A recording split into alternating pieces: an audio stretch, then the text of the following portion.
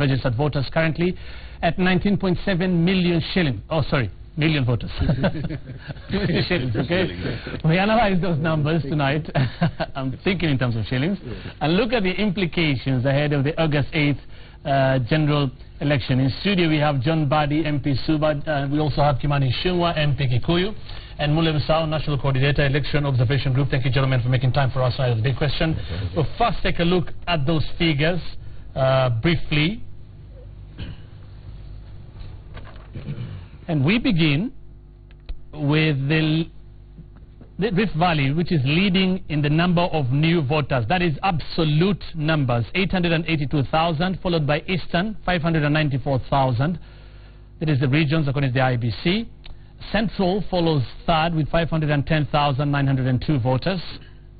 Nairobi, 461,000 votes and 346. Remember, this is absolute figures. And then Nyanza follows with 449,740. It's followed by the Coast region with 404,828. Western region, many have been talking about this, second last year, 303,711, just half of what the target was by IEBC.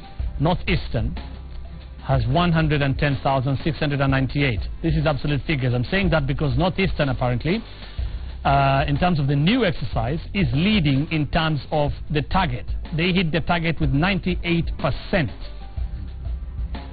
Central followed then with the new numbers with 74%. Rift Valley, 73%. This percentage again, just to be clear, is about the target that was given by IBC for this 35-day exercise. Eastern, 62%, they were fourth. The Coast region was fifth with 57%. Nairobi, 53%, that was sixth. And then we have the Nyanza region, 52%.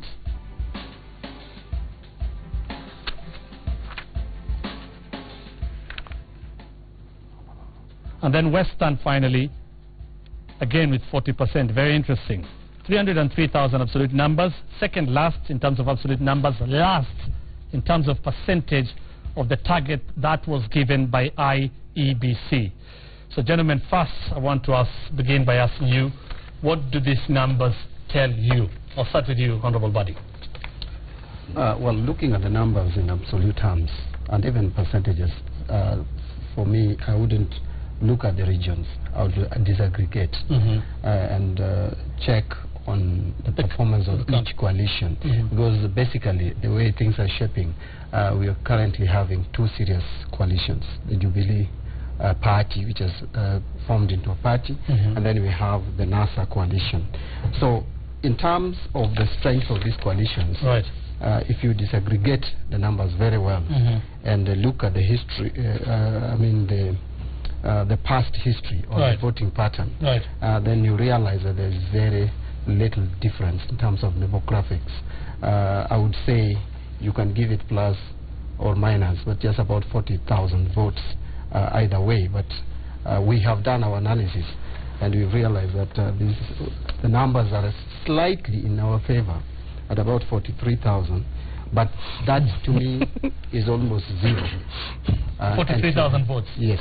That is if you... In terms of the new voters, right? In terms of the new voters. So when you say your favor, you mean as NASA? NASA coalition, yes. So you've looked at specific counties? Yes. This is what you're saying. Okay, we'll also show you the total numbers now as they stand in the voters register. But you're talking about NASA and you're looking at what? The counties that you think will vote for NASA? We have analyzed the counties, and I will quickly give you... Yes, if you can, please, yes. We have decided to look at the counties, there are 47 of them. 17 we have classified as Jubilee strongholds, and that include the Meru, Embu, Tharaka Nithi, that is in Eastern Province. In Central we have 5 counties, Nyeri, Nyandarua, Kirinyaga, Kiambu, and Murang'a. That gives us 8 counties, and then 9 counties from the Rift Valley, the former Rift Valley province, where we have Uasin Gishu, Nandi, we have Elgeyo Marakwet, there is West Pokot, there is Nakuru, Laikipia, Baringo, then we have Bomet and Kericho. Okay. So those we have looked at the past, especially 2013. Yes. Looking at what was happening in 2013, okay. Yes, and I classify them as Jubilee, although there are possibilities of dynamics changing, going towards... Including Bomet, you said? Yes, including Bomet. Where recently we saw the Code Coalition, the NASA team with Governor Isaac Ruto. Yes. You still think... I want to tell you that in accounting, prudence concept dictates that you assume the worst case scenario. So I'm giving you the worst case scenario as an accountant. Okay. But for NASA, we are speaking about 18 counties. And if you allow me, I will quickly mention those counties. And then I will classify the 12 counties as battlegrounds. Now, the 18 counties that I'm referring to, we have Mombasa, Kwale, Kilifi, Tana River, and Taita Taveta, the coast. Those are 5. Then you come to eastern, there's Makueni, Machakos, and Kitui. That gives us 8 counties. Then you come to Nyanza, you have the 6 counties. That is 14. Okay. And then you add 4 counties from former Western province. That is 18 in total. Now the other 12 would now be the battlegrounds. Despite the fact that NASA probably won a majority of those counties in the last election, but we put them as battlegrounds for prudence. Right. And that is where now all the counties of Northeastern fall. You bring in Lamu at the coast, then you come to Eastern, you bring in Isiolo and Marsabit, and then you come to Rift Valley and bring in Turkana, even though we got 70% of Turkana votes in the last election. There is Trans Nzoia, which we also got about 58% in the last election. You have also Narok, which we won, but there is also Kajiado, which Jubilee won slightly. Then you bring in Samburu, which we won in the last election. So those... Where do you place Kisii and Nyamira counties? Those are definitely NASA. So in fact, they have become more NASA. Thank you, Said. I think one of the things I would agree with John Mbadi, being an accountant, is on the question of prudence as accountant with figures. And largely we have done the same. Only that we've been more prudent than they have been. And I'm happy that John Mbadi recognizes that from this recent registration, they are, what he's saying they have an advantage over is 40,000, which he says is as good as 0. Therefore, if we assume that and we work with the 2013 numbers, then you have the answer. We have won just as we won in 2013. But I don't even want to dwell with what happened in 2013 because there are certain dynamics that have changed. For instance, when you mentioned Kisii and Nyamira, in 2013, remember the post-election violence question was still very rife within the minds of the people of Kisii and Nyamira. The people of Kisii, I think, and Nyamira counties over the last 3 years have seen what has happened in this country in terms of building peace and bringing together in terms of national cohesion. And more than that, in terms of advancing an agenda of development for the people of Kisii. And with that, I can tell you, Kisii, we've also classified it as a swing county, not as a chord county, as they do. Same with Nyamira. Same with Nyamira. We've classified. Where do you classify Western? And we've taken 17 counties and given them 17 counties and been left with 13 swing counties. And with that, with absolute numbers, even zeroing down to particular constituencies. So that because there are counties where you find a particular constituency might vote maybe 50% Jubilee, 50% NASA. And therefore, with that alone, we are coming up with figures of an absolute win of over 250,000 votes. Over and above the 50% Tell me very quickly, what are these swing votes? I want to see if the swing counties are the same as what Honorable Mbadi is saying. Of course, you said Nyamira and you added Nyamira and Kisii to this. We've given them. They have only added Nyamira. Actually, Kisii, the swing. Let me tell you, we've taken Nairobi, even Garissa, which of course Wajir, Mandera, Marsabit, Isiolo, and these are counties largely where Jubilee is performing much better. And I think the results will tell us. We have Isiolo, Turkana, Samburu. Again, as he said, is still a swing vote. Trans Nzoia, and remember Trans Nzoia, the demographics of Trans Nzoia, the population balance in Trans Nzoia, because they take it assuming that Trans Nzoia is largely especially Aluya County. Narok, as he says, they won. And I'm happy he says that we won. Then he says Kajiado, where Jubilee won, though marginally. But he forgets our marginal win in Kajiado was bigger in absolute numbers than the marginal win they had in Narok. Okay. Kisii and Nyamira, we have taken those as swing votes. Apart from Kisii and Nyamira, can I just help him first? Let me take him through his list. And I just look at his list. First, I want to tell you, I want to show him that we won Nairobi, we won Garissa. You know, here doesn't have this information. We won Nairobi, we won Garissa, we won Wajir. You won Mandera, we won Marsabit. You only won Isiolo, we won Turkana. Let me just finish. And I want to start again. We won Nairobi, Garissa, Wajir. You only won Mandera. We won Marsabit, you won Isiolo, we won Turkana, we won Samburu, we won Trans Nzoia, we won Narok, you only won Kajiado, we won Kisii, Nyamira. Of all these, you only won 3. Okay, and then but you have said just like him, all those counties you've listed, you also listed them as listed them as that is what I wanted to explain. The reason why we listed them as swing votes or battlegrounds is because our percentage of win was narrow. But you see the way he is talking, he's speaking about these countries like they won them. No. I'm finding, okay. So I think let's make it clear. Nobody said accurate. Those were not counties that we said were jubilated. Okay. So we said these are swing counties. You say these are swing counties.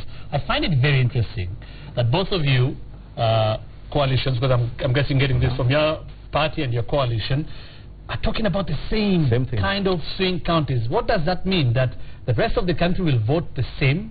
The rest of the country will vote, the counties you've clustered and the counties you've clustered as being your support base will vote like that? I want Mule to respond to that. Yeah, first I think it's very interesting that the politicians of the figures see they have done their math as far as what is coming out from the IEBC process is concerned, and just goes on to, from an observer point of view, one of the issues that we've always argued in this country is to say that we'd want to see processes that are unpredictable, that are predictable, and the results unpredictable. In this table we are discussing about results which merely are predictable, so there is nearly no essence in carrying out an entire process of elections because it looks like it's already done. I think for me, first thing that I would want to talk about is say that in terms of the figures, some of the things I first see is that I see that IEBC has been able to increase the number of voters by 60, in terms of the targeted number, 62%. Yeah.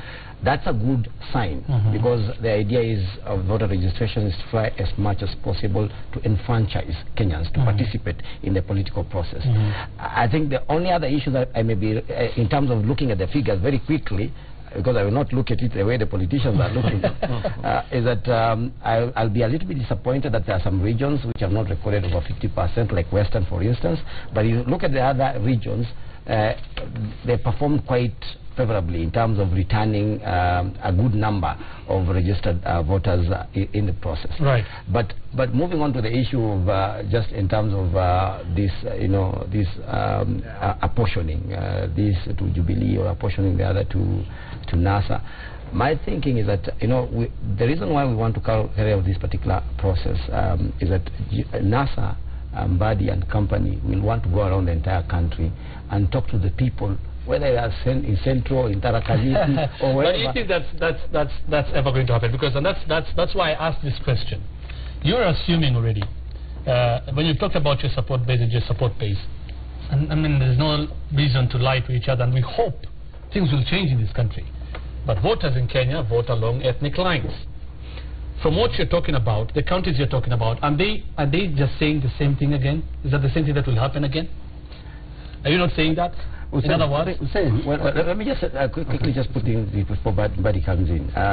From what they are saying, and if we were to get that as a premise from where we can operate in terms of an argument, then what you're looking at, based on the swing votes that they have even talked about, it is that we are looking at a runoff.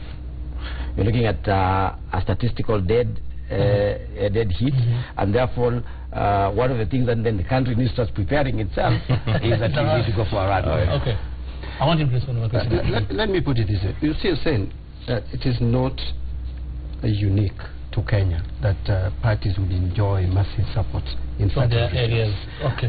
You go even to the US, it's always predictable which states likely to vote which way. With some swing votes. No, but even the change. There was some difference. But even the change affected mostly the swing states, those which are on the borderline. Some have had history of voting in a particular way, but change. But if you looked at the percentages, even in the previous elections, there is that possibility of changing it. Although, so okay, but although the difference again, many will talk about the ideals, the issues in that is where I was actually coming Kenya to. being about that is what I was actually coming to. That the unfortunate situation in Kenya is that ours is more or less divided in terms of ethnic arrangements, and if the leadership changes, then you are likely even to change, because look at the counties now we are grouping as jubilated. Some of them like Nandi, etc. were in 2007 very ODM. So right now they have shifted because of the ethnic arrangement and the leadership changes. So be that as it may, I think the truth is that this election will be won on how each coalition conducts its campaign. First, Ichung'wah talked about this election is already won by Jubilee because we will win the same way we won in 2013. He is forgetting that the voter turnout, and I want to tell you that look, given the 17 counties that I've mentioned as jubilated, or the Jubilee counties, voted over 88% in the last election. Out of the 18 NASA counties, only 5 voted 88%. A county like Kilifi voted 65%. A county like Mombasa voted 66%. So if, assuming that the figures, that there was no rigging, and I'm really assuming, because he has even confirmed that there was rigging in 2013, he has said that they have done their mathematics based on 2013, and they can only win by 250. Yet they are claiming to have won with about 800. John Body is good. They are claiming to have won with about 800. Now the question is, IBC should tell us where they got the other votes, which even Jubilee themselves cannot get. But what I'm saying is, first, for us as NASA, we have to make sure that the voter turnout in our strongholds is as high as it can get. Right. But in terms of voter registration, in terms of voter registration, it has not affected. So how are you saying it has not? No, I'm saying the voter registration has not affected the demographics. The demographic almost remains. You have not, for example, clustered Western region as a swing. It is not. It is not. You have also not, by the way. No. That's very interesting, and of course, and I'll come to that. But first, Western. As we have looked at the numbers in terms of the targets that IBC was supposed to reach, Western was the least with 40.93%, 303,000 new voters out of a targeted 742,000. Yes. Doesn't that worry you? Question you need to ask. If it's a because I think Hussein. Okay, let me just You're saying, sorry. I wanted to answer that, and in a bigger, on a bigger scale. That first we need to interrogate why some counties have registered over 100%, some have not registered. I would tell you for a fact, and based on experience, Hussein, the figures that IBC came up with, the question you need to ask, they got them from the National Registration Bureau, and it is assumed that these people had IDs. The question is, do these people did they actually have IDs? Based on the experience in my place, we had to push people to get IDs during the registration exercise. And therefore, it means that there are some regions in this country which have those IDs. Certain regions don't have the IDs in actual fact. I think maybe just even to first correct that misnomer, that was common across the country. I'll tell you, even in my own constituency, there are young people as late as last week who are still trying to get IDs to be able to register by Sunday. And I'll tell you, Hussein, because John Badi has talked about voter mobilization and turnout during the election. If you look at the figures from the voter registration, this informs you what will happen even during the day of voting.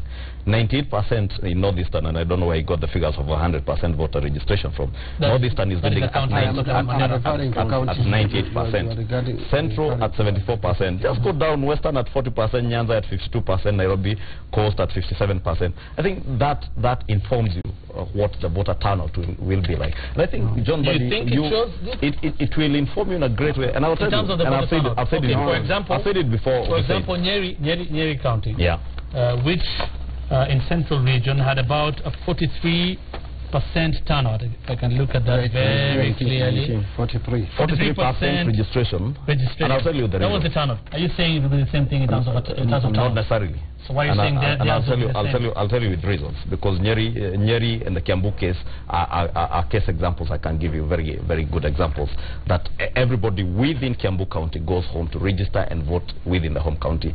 Almost everybody, every young person in Nyeri is registered most likely in Nairobi, and there are youngsters who are in Nairobi who are not able. That is how you get members of parliament, like the member of parliament for Roy Sambu being able to be elected from Nyeri in Roy Sambu. But I was taking you back to the figures that we have, and what informs people whether to turn out and vote in large numbers in the election. And I think, John Buddy, you must appreciate that one of the things that makes people to turn out and vote, because people believe in a new leader they are voting for. People want to believe and see hope in the person they are voting for. They want to see that this is someone who has an agenda that carries for them. And I think why people turned out more in our strongholds is because they found leaders who had an agenda and had a vision for the country. Asking you a specific question. You've said some of these regions in NASA strongholds, according to Mbadi, like Western, the figures we are getting in terms of the targeted voters and the number that came to register the new voters, it shows you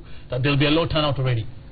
I'm asking you, why are you saying it will be different? Why are you saying it will be different in Nyeri, where there's also not just the numbers, Hussein, because you didn't listen to me clearly. I say those numbers plus what hope and what agenda are you selling to the people? Can I just the voters in Western, in Nyanza, in Coast are seeing leaders without an agenda, leaders who have got nothing that they're offering. That is no hope they're offering to them. So what about voters in Nyeri? Not energizing them. So what about voters in Nyeri? To come and vote. Voters in Nyeri, of course, see an agenda of the people, of the leaders. Low voter turnout, low in terms of number of registered voters. I told you it's a mix of the two. It's a mix of the numbers and the hope and the agenda that people see.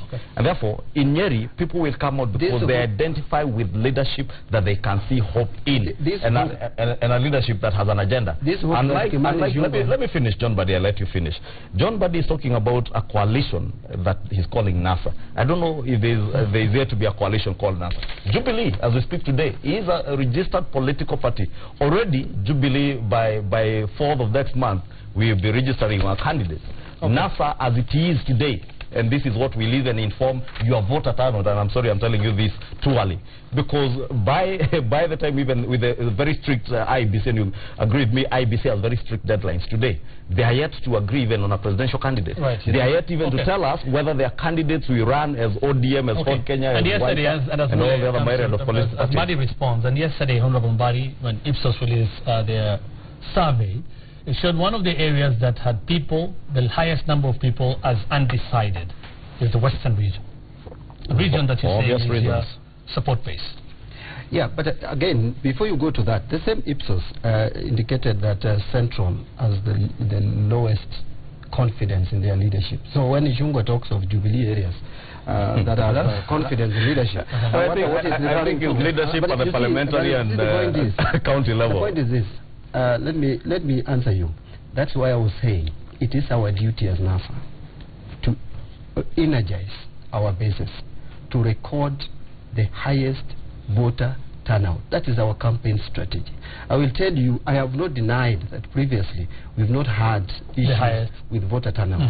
I've just mentioned that out of the 18 counties that we are classifying as NASA counties, only 5 surpassed 88% voter turnout in 2013. And I will tell you this thing talked about, which Ishungwa is talking about, including even Nyanza, that there has been voter apathy. It is a fallacy. It is not the truth. The only 3 counties that recorded 94% voter turnout. Number 1 was Homa Bay. In fact, Homa Bay turned the highest voter turnout in the whole country. followed by Nyandarua. That is the last election. The last election. Okay. Followed by Nyandarua and Muranga. Right, but they didn't do so well. Like Homa Bay, Homa Bay did 72% this time. So what I was saying is that there is this thing called voter apathy and the voter turnout in Nyanza that has been repeated. I think let us be honest to say. Let me weigh in on a few issues. One, as the election observation group, we have been monitoring the process, and one of the information that we've gotten from the field in the entire country is that voter apathy is actually a major problem, and not just in it's across the country. Yes, totally across the country, and especially the younger voters. And the reason, you can see one of the reasons why IBC really struggled in terms of getting these people out to register. When you are asking the young voters out there why they were not participating in the process, one of the very interesting responses was that they are very disappointed in the leadership that they are seeing at the moment.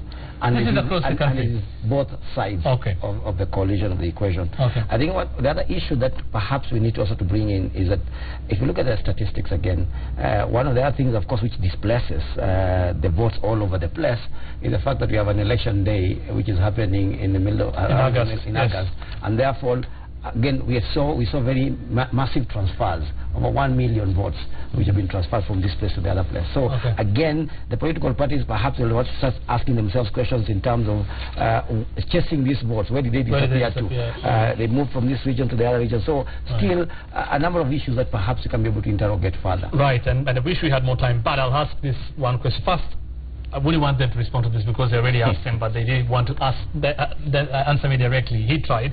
Do you think that we should, we are resigned to the fact that Kenyans will still vote along ethnic lines as an observer group going to 2017? They're already talking about counties that are in their bag. I think as Mbadi said, in every country across the world, there are patterns. There are things that can be able to predict in terms of where the support base is. But my hope is that we are moving towards a much more informed citizenry. The politicians actually went out there and tried to mobilize as many voters as possible. But I think if we do very good voter education and civic education programs, then we should be looking at a much more informed citizenry. But as things stand at the moment, the chances of getting back to the same equation that we were dealing with in 2013 is very, very high. Okay, I'll give you a chance to respond. Your final comment.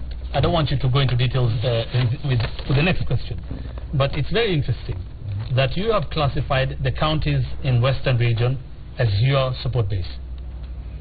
You had the swing counties. Western, they were not in the swing counties. Not Western. Western we've given to CORD. So you've given to CORD. Okay. Mombasa, coast region? Mombasa we've given to CORD. You've given to CORD. Yeah. Okay, fine. Mombasa, but Lamu swing. Right. Finally, Nairobi recorded a huge number of voter transfers. First of all, voter transfers after this latest mass voter registration was about 1 million. That was a huge number. Nairobi recorded over 220,000 movements of voters coming into Nairobi. Should that worry any of the two leading parties or coalitions in Nairobi? I think I'll tell you from what Mule said, which is actually a fact of life, that the election date informs people where they want to vote, because this is not coming during a holiday season. So a lot of people who live and work in Nairobi opt to register in Nairobi. Again, you've spoken about the question of whether we are classifying just those who vote for us on ethnicity. I'll tell you, and I told you, we have narrowed down ours to constituencies, not just the counties. Even within the swing counties, we have narrowed down to see which constituencies in particular areas. And I'll give you a case example of the coast region. The coast region, what was told in 2013 is that the Uhuru Kenyatta government would not solve the land problem in the coast region. And I think what the government has been able to issue title deeds, even as the president, the deputy president are being called clerks for issuing title deeds. The people within Kwale and Kilifi who have title deeds, in particular constituencies, the same thing with Western Kenya. We are targeting at least 4 constituencies that we think we will win in Jubilee. Therefore, for us, it has nothing to do with ethnicity. We leave ethnic-based politics to CORD and this national something alliance. How I wish that was true and Uhuru came to Kisumu to mobilize voters and maybe Homa Bay, so that we can see that is a president that does not support ethnicity. But anyway, that's not the point of He was in the Actually, he was very much in the Kwale you're talking about. You issued fake title deeds, and I think that is going to harm you more. Let's stick to the let me address this question of ethnic voting. Chances are that there are areas that are largely still going to vote on ethnic lines because we have not done much to dissuade Kenyans from thinking ethnic, Okay. even in terms of our policies. But there are also a good number of regions that are opening up very well. I will tell you, we have been to Meru, and Meru's response is very good to us. We are going back there on Monday and Tuesday, and I'm sure that places like Meru, Tarakaniti will open up to NASA. Okay. Just the same way that they are also wishfully thinking that they will get some foothold in Western. So let it be wishful thinking, but that is our strategy. Let it also be wishful thinking for you. That would be your own strategy. Those are their support pages. According to them, I don't know what you think at home. You obviously come from a region, from a county, from a constituency, or from a ward. I don't know what you think when you're clustered in the clusters that they've given us, whether you belong to what they are saying, the counties they are saying, or the swing counties. Remember, you still can go to the constituency level and register as a voter. That process is still going on. What do you think about these figures? They've told you what they think. Keep talking to us. The text number is 22422, and you can tweet us using the hashtag #TheBigQuestion. We're back after this break.